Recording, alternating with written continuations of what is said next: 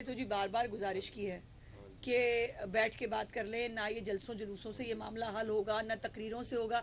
पता नहीं सिंध की शायद मजबूरी है कि इनको ये बातें तकरीरों में करनी है, तो वो करते रहते हैं। लेकिन हम जिम्मेदारी का मुजाहरा करेंगे और मैं फिर यही ख्वाहिश का इजहार करूँगी। मैं फिर जो है वो यही मशवरा दूंगी कि बराए मेहरबानी इस पे जितना बात करेंगे कंट्रोवर्सीज क्रिएट होंगी। फिर लामहला मुझे जवाब देना पड़ता है, जिसको मैं हत्तुल इम्कान कोशिश करती हूँ कि ना दिया जाए, बिकॉज हम दो भाई हैं। पंजाब और सिंध हम दो भाई हैं और हमें इस इकट्ठे चलना है, फिर हम इत्तेहादी भी हैं। सो मेरा एक आधा जुमला जो है उससे सिंध वाले जो हैं उनको बहुत तकलीफ होती है। उनकी पूरी पूरी तकरीरों पे मैं सब्र का मुजाहरा करती हूँ, तो खुद ही अपनी अदाओं पे गौर करें। ये बताइएगा कि बानी पीटीआई की जानब से कभी मुज़ाकरात की इजाज़त दी जाती है, कहा जाता है कि मुज़ाकरात जो हैं वो किए जाएं, और जब ये मुज़ाकरात शुरू होते हैं फिर कहा जाता है कि मुज़ाकरात नहीं करने। और नहीं भाई, उन्होंने कभी नहीं कहा नहीं करने। वो तो पहले दिन से कह रहे हैं कि खुदा के वास्ते मुझसे कोई बात कर ले। मैं बात करना चाहता हूँ, मुझसे कोई बात नहीं करता। ये तो उनका बेचारों का बड़े दिनों का नोहा है। वो तो पहले दिन से कह रहे हैं कि प्लीज मेरे से बात कर ले। अब जिनसे वो बात करना चाहते हैं वो उनसे बात नहीं करना चाहते, तो इसमें मेरा तो कोई कसूर नहीं है। और ये एनआरओ मांगने की डेस्परेट एफर्ट्स हैं जो वो वक्तन फवक्तन करते रहते हैं।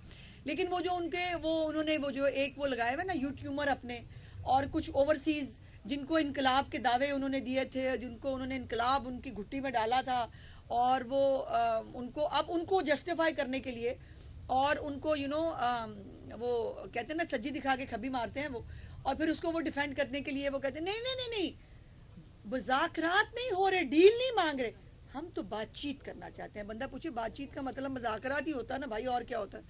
और आप अपने लिए फेवर हासिल करना चाहते हैं। अभी मैंने सुना वो कह रहे थे कि जी वो कौम के मफाद के लिए बैठना चाहते हैं। मुझे ये बताएं कि 9 मई माफ़ कर दें, इसमें कौम का मफाद कहाँ है? बल्कि नुकसान है कि आप वो जो रवायत एक पैदा हुई थी इस मुल्क के अंदर जलाओ घेराव की और घरों के अंदर और घुस के आग लगाने की, शोधा की तनसीबात को नुकसान पहुंचाने की, इसमें कौम का मफाद है? या इसमें कौम का मफाद है कि बानी की सारी करप्शन, एहलिया समेत जो हीरो के कारोबार थे वो आप भूल जाएंगे? कौम का मफाद है।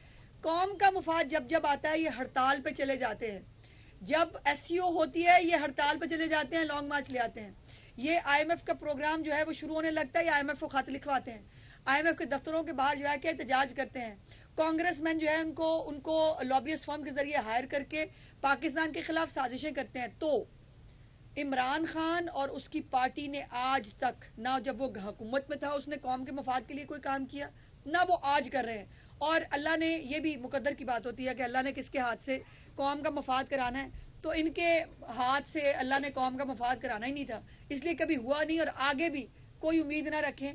कौम का मफाद मुस्लिम लीग नून और उसकी हुकूमत के साथ वाबस्ता है, और वो आप देख रहे हैं महंगाई में कमी की शक्ल में, दूसरे मुल्कों से ताल्लुकात से बेहतरी की शक्ल में, सरमायाकारी की शक्ल में, और पाकिस्तान के जो पिसे हुए लोग थे उनकी ज़िंदगियों में बेहतरी लाने की शक्ल में जो वज़ीर आज़म शहबाज शरीफ कर रहे हैं, या जो वज़ीर आला पंजाब मरियम नवाज़ कर रही हैं अपने 80 इनिशिएटिव्स के ज़रिए। तो कौम का मफाद जो है वो मुस्लिम लीग नून से पहले भी तारीखी तौर पर मुंसलिक रहा है, और अल्लाह का करम है इंशाल्लाह आगे भी जो भला होगा इस कौम का वो मुस्लिम लीग नून के हाथ से होगा। बहुत शुक्रिया जी।